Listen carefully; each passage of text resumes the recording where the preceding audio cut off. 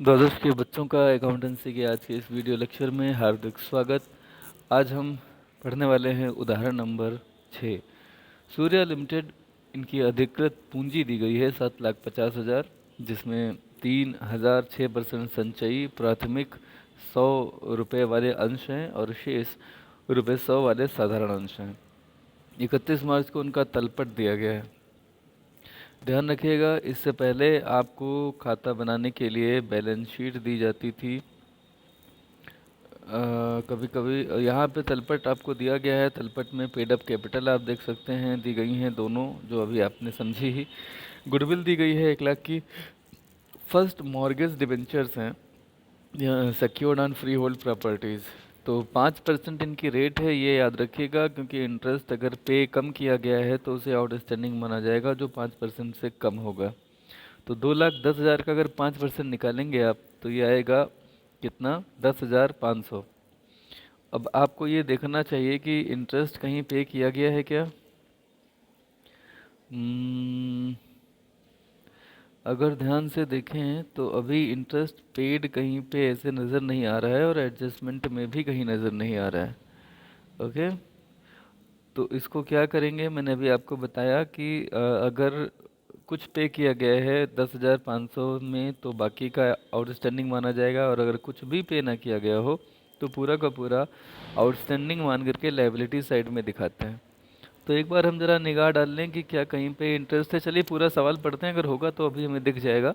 Trade debtors हैं sir, normally आपको पता है इनका क्या करना है। Trade creditors, free hold properties at cost. ये फ्री होल्ड प्रॉपर्टीज़ जो होती हैं ये फिक्स्ड एसेट्स हैं, आपकी सामान्य एसेट्स। इसमें बिल्डिंग हो सकती है, मशीनें हो सकती हैं, वगैरह वगैरह।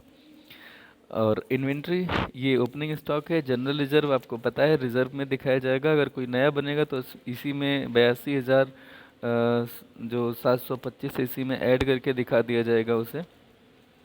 उसके बाद में है, सॉरी जस्ट अ मिनट, या then you can see salaries, employ benefit expenses का पार्ट है। प्रॉफिट एंड लॉस का क्रेडिट बैलेंस है, ये प्रीवियस ईयर्स प्रॉफिट है। जब आप प्रॉफिट एंड लॉस स्टेटमेंट बना रहे होंगे under the head reserve and surplus, तो उसमें आप प्रीवियस ईयर्स प्रॉफिट के तौर पे से लिखेंगे। प्रोविजन फॉर टैक्सेशन ये दिया गया है, आपको पता है कि प्रोविजन फॉर टैक्सेशन को हम कहाँ दिखाते हैं, करंट लाइबिलिटीज़ में। तो प्रोविजन फॉर टैक्सेशन 8,800 हो जाएगा। उसके बाद में डिलीवरी एक्सपेंसेस हैं अदर एक्सपेंसेस में, rent and taxes other expenses में, जनरल एक्सपेंसेस भी अदर एक्सपेंसेस में। फर्नीचर एट कॉस्ट ये असेट है। सेल्स रेवेन्यू फ्रॉम ऑपरेशन है। परचेजेस आप जानते हैं कि अदर एक्सपेंसेस में दिखाया जाता है, परचेजेस अलग से। दो तरीके थे, मैंने कहा था कि आप चाहें तो मटेरियल कंज्यूम्ड निकालना अगर चाहते हैं तो फिर आप उसमें opening stock plus purchases minus closing stock करते हैं, या दूसरा तरीका होता है कि चेंजेस इन इन्वेंट्रीज लिखें opening stock minus closing stock करके, और फिर उसके नीचे परचेजेस अलग से लिख सकते हैं। बिल्स रिसीवेबल दिया गया है, एसेट है, आपको पता ही है। Freight and carriers other expenses में जाएगा। इन्वेस्टमेंट हैं 600 शेयर्स में 100 रुपये वाले, ये 60,000 है। रेट कोई नहीं दी गई है तो इन पे जैसा कुछ कहा जाएगा वैसा किया जाएगा। डिबेंचर इंटरेस्ट आप देखिए यहाँ पे दिया गया है। डिबेंचर इंटरेस्ट जो है ये हाफ ईयर टू 30 सितंबर ऋण पत्रों पर अर्धवार्षिक ब्याज दिया गया है 5,250। मैंने कहा था ना 10,500 होना चाहिए, तो अभी आधे वर्ष का दिया गया है, आधे वर्ष का बाकी है, तो 5,250 को आउटस्टैंडिंग मान के ऐड करके दिखाया जाएगा। ये कहाँ दिखाया जाएगा, ये फाइनेंस कॉस्ट में आएगा, ठीक है। उसके बाद है फाइनल डिविडेंड। ये फाइनल डिविडेंड जो है ये आपको पता है प्रॉफिट एंड लॉस अप्रोप्रिएशन में लेस करने वाले आइटम्स में आएगा। प्रेफरेंस डिविडेंड हाफ ईयर का था इतना, तो 9,000 इतना था, तो बाकी का भी आप पेमेंट करेंगे। आप समझ लीजिए, देखिए प्रेफरेंस शेयर्स जो हैं वो कितने हैं। प्रेफरेंस शेयर्स हैं आपके 3 लाख के, और इनका 6% अगर आप निकालेंगे तो 18,000 आना चाहिए, ठीक है। लेकिन अभी 9,000 केवल पे किया गया और ये 6 महीने के लिए, तो अभी आप 9,000 जो है और पे करेंगे, और 9,000 की व्यवस्था आपको करनी होगी। ओके, देन बैलेंस है बैंक का और कैश इन हैंड है, शेयर फॉरफिटेड अकाउंट हैं, इन्हें आपको पता है शेयर कैपिटल का जब आप नोट बना रहे होंगे शेयर होल्डर्स फंड के अंतर्गत, तो वहाँ पे ये 2000 ऐड करके दिखाए जाते हैं। एडजस्टमेंट्स की अगर हम बात कर लें तो 31 मार्च 2016 को रहतिया यानी कि क्लोजिंग स्टॉक है। फ्री होल्ड संपत्ति और फर्नीचर पर डिप्रिसिएशन लगाना है, इसे एक्सपेंसेस के अंतर्गत डिप्रिसिएशन एंड अमोर्टाइजेशन एक्सपेंसेस के अंतर्गत शो करेंगे। संचालकों ने प्राथमिक अंशों का शेष आधे वर्ष का लाभांश तथा साधारण अंशों पर 10% लाभांश देने का निर्णय किया है। तो ये मैंने अभी आपको बता ही दिया था, प्राथमिक अंश यानी वही पूर्वाधिकार अंश, और साधारण अंशों पर 10% लाभांश भी है, ये भी इसमें आएगा फाइनल डिविडेंड के तौर पे। अंशों का हरण 25 रुपये प्रति अंश भुगतान न करने पर किया गया था। तो अंशों का हरण 25 रुपये प्रति अंश भुगतान न करने की वजह से किया गया था, ठीक है।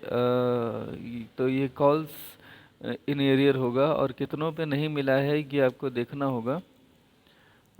सॉरी ये यहाँ से समझ में आएगा कि आपने अंशों को हरण किया है 2000 का और 35 रुपये प्रति अंश भुगतान नहीं किया गया था। तो आप समझते हैं, ज़रा आपको शायद समझ में आ जाए कि आपको जो मिला है वो 2000 है और 35 प्रति अंश भुगतान नहीं किया गया था। तो आप अंदाज़ा लगाइए कि ये कितने अंश होंगे जिन पे पेमेंट नहीं मिला होगा। ओके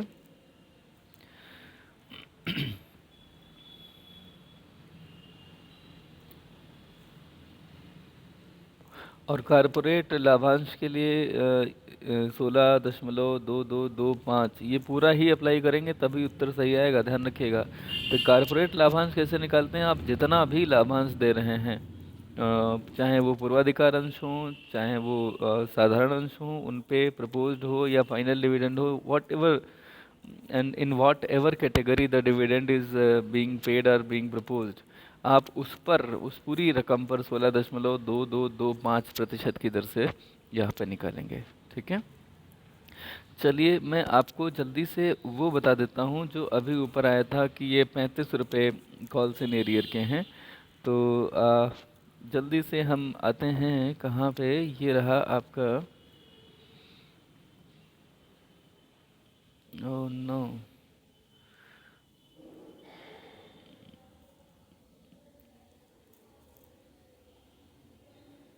हाँ यहाँ पे है, देखिए शेयर कैपिटल। तो शेयर कैपिटल जो है ये 5,27,000 आया है, ये नोट नंबर 4 में आपको इसे बनाना सिखाया गया है। तो नोट नंबर 4 की तरफ चलते हैं जल्दी से और आपको दिखाते हैं। देखिए ये शेयर कैपिटल है और यहाँ पे आपके प्रेफरेंस शेयर्स थे 3,000 अथराइज और 4,500 इक्विटी शेयर्स थे, इसमें तो कोई डाउट नहीं होगा।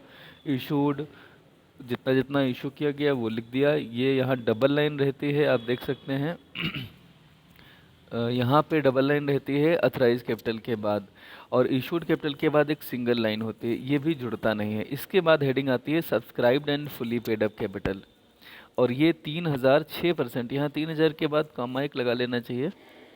3,006% क्यूमुलेटिव प्रेफरेंस शेयर्स हैं, 100 रुपये वाले हो गया। दूसरा जो आपके साधारण अंश है उनकी खासियत ये है कि वो फुली पेड नहीं है, तो उसमें क्या स्थित है कि 3,000 इक्विटी शेयर्स हैं 100 वाले, और ये 75 पेड है। तो आप देखिए 75 पेड जो हैं ये भी 2,25,000 हुए, और उसमें भी आपको जो क्या बोलेंगे शेयर फॉरफिटेड अकाउंट है वो 2,000 का है। तो इसे जोड़ लेंगे तो 3,00,000, 2,25,000 और 2,000 ये 5,27,000 हो जाएगा। इसके बारे में इन्होंने ये बताया कि equity shares are paid up to the extent of ₹75 per share. Out of this amount of ₹75, 35 per share has not been received on forfeited shares. Simply यही तो कहा गया ना नीचे। तो 35 नहीं मिला है किसमें, 75 में, है ना। As such ₹40 per share must have been received, यानी कि 40 रुपये मिला होगा और 40 रुपये मिला है एक शेयर पे, है ना। तो एक कितने पर मिला होगा, 1/40 पे। तो 2,000 कितने पर मिला होगा, यानी कि जो फॉरफिट आपने किया है वो कितने शेयर्स पर किया होगा ये निकालना है। तो आप अगर करेंगे इसे तो 4 पंचे 20, 50, तो ये 50 शेयर्स आएंगे जो फॉरफिट हुए हैं। ये निकालने की आपको आवश्यकता अनिवार्यता नहीं है, लेकिन संख्या अगर आपको निकालनी है तो आपको निकालना होगा इस तरह से। ओके, तो इस तरह से आपको पता चल गया कि 5,27,000 आपकी कैपिटल शेयर होल्डर्स फंड के अंतर्गत शेयर कैपिटल में 5,27,000 दिखाए जाएंगे। और उसके बाद में हम फिर से क्वेश्चन की तरफ आगे बढ़ चलते हैं। क्वेश्चन में अभी एक एडजस्टमेंट और है, हो गई, सारी एडजस्टमेंट्स हो गई हैं। अब हमें सबसे पहले क्या करना है, statement of profit and loss बनाना है। तो हमने रेवेन्यू फ्रॉम ऑपरेशंस लिख लिया, सेल्स जितनी है, अगर आप सेल्स ध्यान से देखेंगे तो आपको सेल दिख जाएगी क्वेश्चन में। Sale is given here, you can see sales 9,18,600। ठीक है। अदर इनकम्स में क्या क्या आएगा, अगला सवाल हमारा।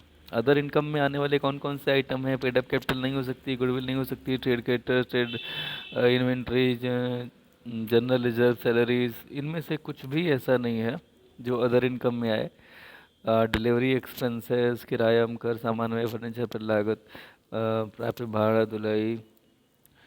ठीक है। इन्वेस्टमेंट है, इन पर ब्याज एक हो सकता था अदर इनकम का हिस्सा, but there is nothing mention. तो अदर इनकम में यहाँ पे आने वाला कुछ भी नहीं है।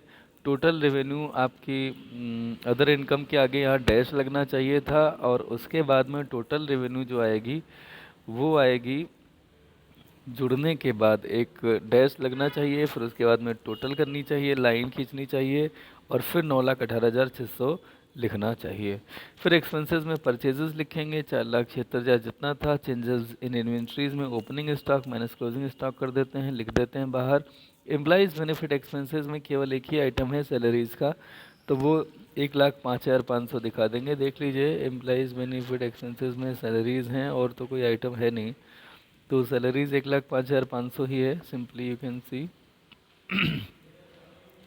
ओके, तो ये हम एम्प्लॉइज़ बेनिफिट एक्सपेंसेस में दिखा देंगे। उसके बाद में अगली हेडिंग होती है फाइनेंस कॉस्ट की। तो फाइनेंस कॉस्ट में मैंने आपको भी कहा था कि कुछ खर्चे जो ब्याज वगैरह के होते हैं वो इसमें आते हैं। तो फाइनेंस कॉस्ट का जो हमारा है क्या बोलते हैं नोट है, वो नोट नंबर 1 है।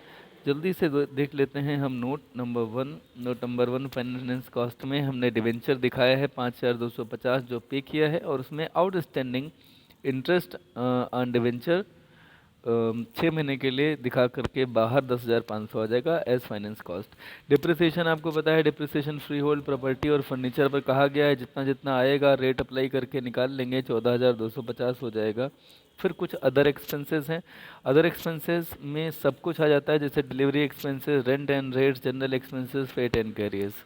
तो ये सारे एक्सपेंसेस के नोट्स हैं, और आप इन्हें अगर दिखाते जाएंगे तो आप पाएंगे कि एक्सपेंसेस में employ benefit expenses, finance cost, depreciation and amortisation expenses and other expenses, ये सब मिला करके 7,96,050 हुए। और जब आपने ऊपर के 9,18,600 टोटल रेवेन्यू से एक्सपेंसेस घटाए टोटल 7,96,250, तो profit before exceptional and extraordinary items and tax आ गया 1,22,350। There are no exceptional item, dash लगा करके profit before extraordinary item and tax आ जाएगा कितना, यहाँ लिखना चाहिए था इन्हें। इसके बाद यहाँ लाइन खींचने के बाद 1,22,350 लिखते। फिर एक्स्ट्राऑर्डिनरी आइटम्स में कुछ नहीं, तो फिर डैश लगा, और फिर उसके बाद में 1,22,350 ही आ जाएगा कितना, profit before tax. Tax expenses की अगर हम बात करें हालांकि ये अभी प्रॉफिट फ्रॉम कंटिन्यूइंग ऑपरेशंस ही है, लेकिन प्रॉफिट फ्रॉम डिसकंटिन्यूइंग ऑपरेशंस नहीं है, तो इन्होंने उसको इग्नोर कर दिया है। किया जाना तो नहीं चाहिए, बट कर दिया है, तो आप इसे सही कर लेंगे। ये जो यहाँ पर आया है 1,22,350, ये क्या है? ये है प्रॉफिट बिफोर टैक्स। तो प्रॉफिट बिफोर टैक्स आप यहाँ पे अब आप टैक्स घटा दीजिए, तो प्रॉफिट फॉर द टैक्स घटाने के बाद टैक्स की कोई रेट नहीं दी गई है, तो प्रॉफिट फॉर द पीरियड आ जाएगा कितना। ये दरअसल प्रॉफिट फॉर द पीरियड नहीं है, ये है प्रॉफिट फ्रॉम कंटिन्यूइंग ऑपरेशंस। वैसे उसके बाद में फिर आप लिखते हैं प्रॉफिट फ्रॉम डिसकंटिन्यूइंग ऑपरेशंस, फिर लिखते हैं लेस टैक्स, फिर आता है profit from discontinuing operation after tax. और जब आप profit from continuing operations after tax and profit from discontinuing operation after tax दोनों को जोड़ते हैं, तब आता है profit for period. Please format जाके देखिएगा तो मेरी बात आपको बिल्कुल समझ में आ जाएगी। तो लेकिन फ़िलहाल यहाँ पे चूँकि प्रॉफिट कुछ भी नहीं है डिसकंटिन्यूइंग ऑपरेशन से, इसीलिए उसे शो नहीं किया है। फॉर्मेट में आपके पास ऐसा ऑप्शन नहीं होता है कि आप उसे शो ना करें, बस आप उसमें डैश लगाते चले जाते हैं। ठीक है, तो 1,22,350 ये प्रॉफिट फॉर द पीरियड रहेगा फाइनली। इसमें एक अर्निंग पर इक्विटी शेयर अगर निकालना हो, इसे अर्निंग पर शेयर भी बोला जाता है। तो ये 1,22,350 को इक्विटी शेयर्स की संख्या से डिवाइड कर देंगे तो ये 40.78 आएगा। इसे ईपीएस बोला जाता है। ठीक है, सूर्या लिमिटेड का यहाँ पे बैलेंस शीट है, शेयर कैपिटल आपको बता चुके हैं। रिजर्व एंड सरप्लस कैसे आएगा 1,96,255, आइए इसकी बात करते हैं। और यहाँ पर ये जो 7,23,255 दिया गया है, ये भी कैसे आया है इसे भी आपको बताते हैं। नोट नंबर 5 देखिए, नोट नंबर 5 यहाँ पर है। देखिए यहाँ पे लास्ट ईयर का प्रॉफिट 58,500 था, है ना। और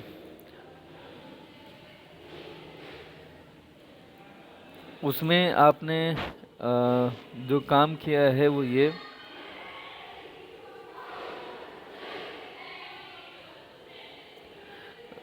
कि उसमें आपने फाइनल डिविडेंड 2014-15 का लेस कर दिया है। ठीक है, फाइनल डिविडेंड 2014-15 का लेस किया है। क्यों किया है? 20,250। आइए इसे थोड़ा सा हम आपको बताते हैं। देखिए जो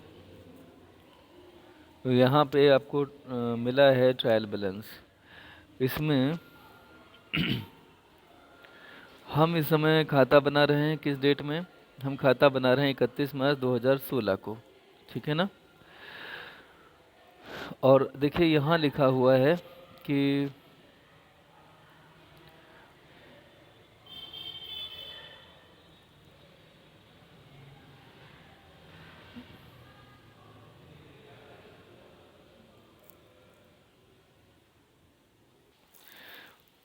हाँ, यहाँ पर आप देखिए कि profit and loss balance credit 58,500 दिया गया है, ये देख सकते हैं। ठीक है, अच्छा आपको पता होगा कि हमें ये दिया गया है प्रॉफिट एंड लॉस का बैलेंस। हमें profit and loss appropriation account का जो बैलेंस होता है वो हम डायरेक्टली ले सकते हैं, लेकिन ये है प्रॉफिट एंड लॉस का बैलेंस। और इसमें एक सूचना और भी आपके काम की है, और वो ये है कि यहाँ लिखा हुआ है कि फाइनल डिविडेंड 2014-15 का अंतिम लाभांश भी 20,250 है। तो आपको पता होगा कि नेट प्रॉफिट में से ही ये जब लाभांश दे दिया जाता है तो इसी को हम बोलते हैं सरप्लस। तो हम इसे ही ले सकेंगे। यहाँ पिछले वर्ष का चूंकि है इसलिए ये इस वर्ष के एक्सपेंसेस में लेस नहीं होगा, इसे हम पहले ही घटा करके तब हम प्रीवियस ईयर्स का प्रॉफिट के तौर पे उसे जोड़ सकेंगे। ठीक है, तो ये 58,000 आपका पिछले वर्ष का प्रॉफिट था, और इसमें हम पिछले वर्ष का जो 2014-15 का जो लाभांश था अंतिम वर्ष का 20,250 ये घटा देंगे, तब जो आएगा उसे हम इस वर्ष का profit and loss preparation account बनाते समय उसमें जोड़ सकेंगे। तो आप देख सकते हैं सबसे पहले लिखा क्या है, लास्ट ईयर्स प्रॉफिट 58,500, फिर उसमें फाइनल ईयर 2014-15 का घटाने के बाद 38,250 बचा है, और इस साल का जो प्रॉफिट है वो 1,22,350 है। दोनों को मिला करके ये कितना हो गया? 1,60,600। ठीक है, अब इस साल का जो हमारा अप्रोप्रिएशन है वो करेंगे। प्रेफरेंस डिविडेंड हाफ ईयर का 2 सितंबर 2015 का 9,000 था, तो बाकी का जो बचा है ये तो फाइनली पे कर चुके हैं और ये प्रपोज्ड हो जाएगा। तो propose dividend on preference shares half year March 2016 तक का लिए, यहाँ सितंबर 2015 को हाफ ईयर जो ख़त्म हो रहा था और ये जो मार्च 2016 को हाफ ईयर ख़त्म हो रहा है उसके लिए 9,000। मुझे लगता है ये दोनों समझ में आगे होंगे। प्रपोज डिविडेंड इक्विटी शेयर्स पर 2,25,000 के हिसाब से 10,000 का कितना आ जाएगा? 22,500। ठीक है, और कॉर्पोरेट डिविडेंड टैक्स जो आएगा ये 9,918 और 22,500 दोनों को मिला लें अगर 40,500 आएगा, उसका 16.2225% निकालने के लिए आएगा 6,570। 47,070 घटाने के बाद 1,13,530 वो रकम होगी जिसे आप रिजर्व एंड सरप्लस में दिखा सकेंगे। तो रिजर्व एंड सरप्लस का जो नोट आएगा उसमें एक तो पिछले साल से जो आपको जनरल रिजर्व नज़र आ रहा है 82,725, वो कोई नया रिजर्व बना नहीं है, इसलिए एज इट इज़ रहेगा। और प्रॉफिट एंड लॉस अप्रोप्रिएशन का बैलेंस 1,13,530, तो कुल मिलाकर के 1,96,255। इसे आप रिजर्व एंड सरप्लस में दिखा देंगे कहाँ, यहाँ नोट नंबर 2 में आप देख सकते हैं ये रिजर्व एंड सरप्लस। ठीक है, और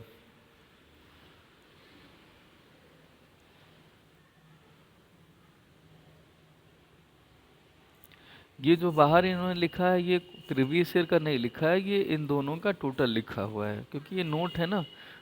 तो ये यहाँ पे यही कर रहे हैं कि जैसे शेयर कैपिटल इतना हो गया शेयर होल्डर्स फंड में, रिजर्व इतना हो गया, तो दोनों को मिला करके इतना हो गया। इसके बाद में share application money, pending allotment कुछ नहीं है, डैश लग जाता है।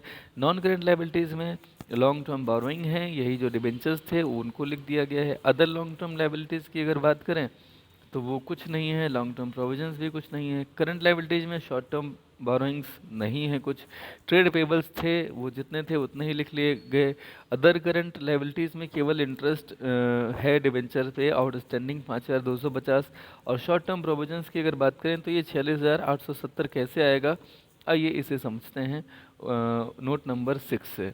और इसे समझना भी पड़ेगा, बनाना भी पड़ेगा। शॉर्ट टर्म प्रोविजन देखिए आपने बनाया है, तो प्रोविजन फॉर टैक्सेशन जो है वो 8,800 है। प्रपोज्ड प्रेफरेंस डिविडेंड जो होता है, जितना भी प्रपोज डिविडेंड होता है वो सिर्फ शॉर्ट टर्म प्रोविजन में ही दिखाया जाता है, याद रखिएगा। तो propose preference dividend 9,000, propose equity dividend 22,500 और कॉर्पोरेट डिविडेंड टैक्स भी प्रपोज्ड माना जाता है। इसे जो अभी पे नहीं किया गया है वो प्रोविज़न का ही हिस्सा है, तो ये 6,570 आप पे कर सकें इसीलिए अलग से आप प्रोविज़न बनाते हैं ना, तो ये इतनी सारी चीज़ें आएंगी। ठीक है, मुझे लगता है समझ गए होंगे।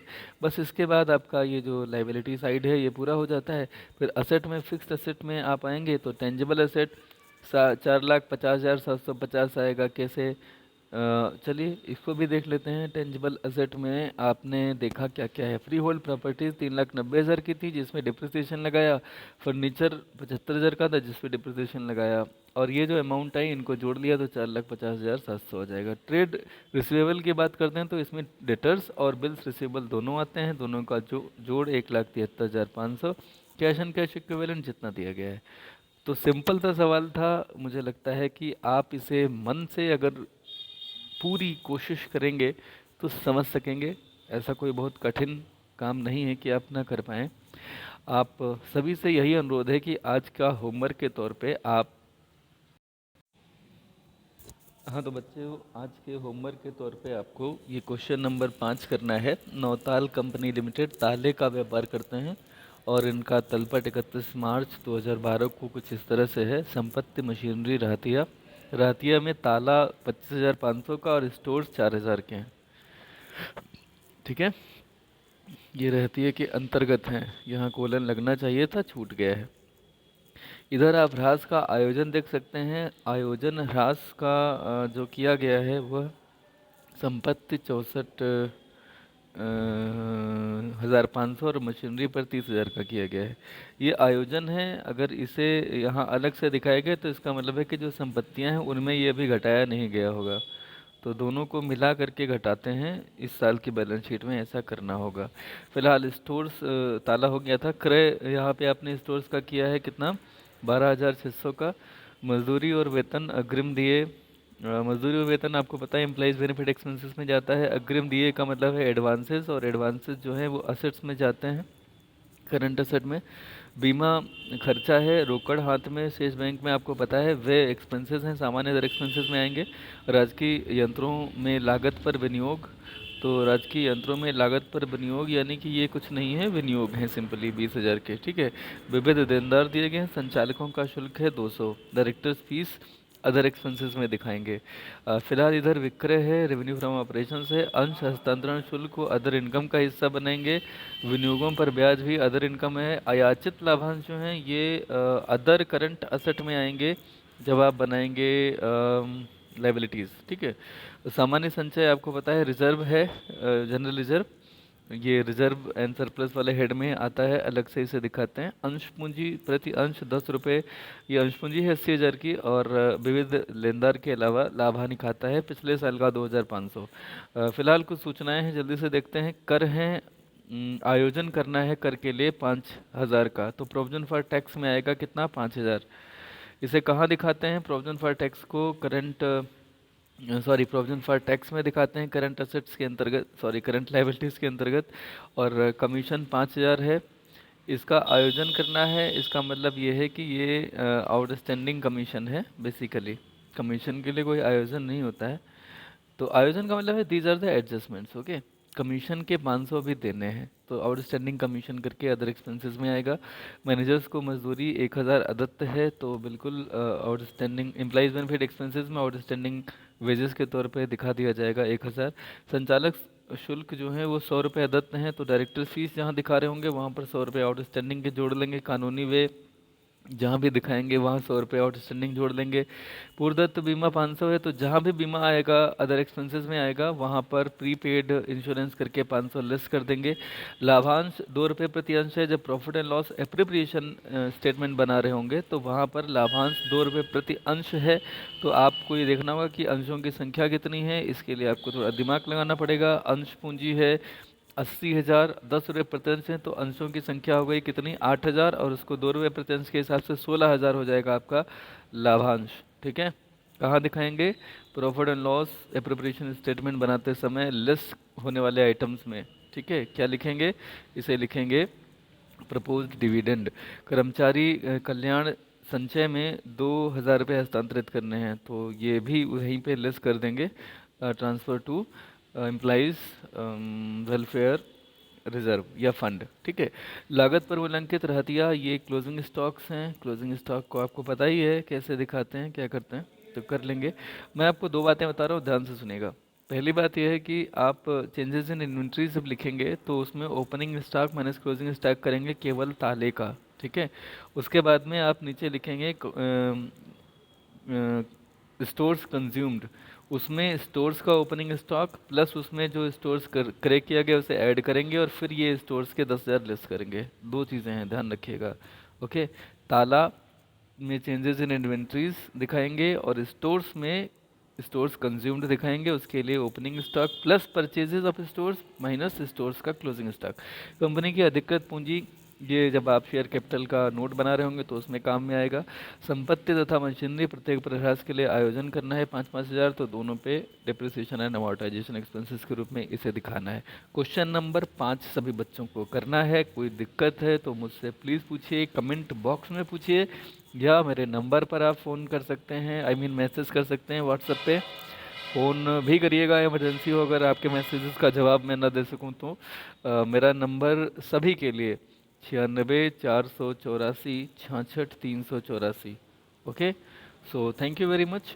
आपको क्वेश्चन नंबर 5 आज करना है, जो क्वेश्चन जो उदाहरण समझाया है उसे भी समझ के अपनी कॉपी पे करना है। Thank you.